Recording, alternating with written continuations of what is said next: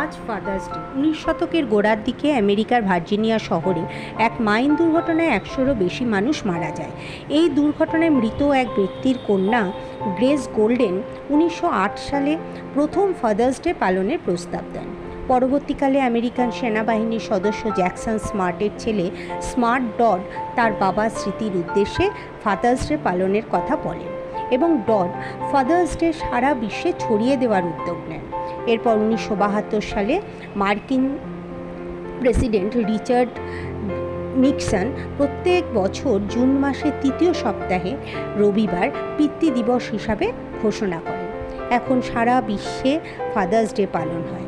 এবছর 16ই June Sunday ভারতবর্ষে father's day হিসাবে ধার্য করা হয়েছে।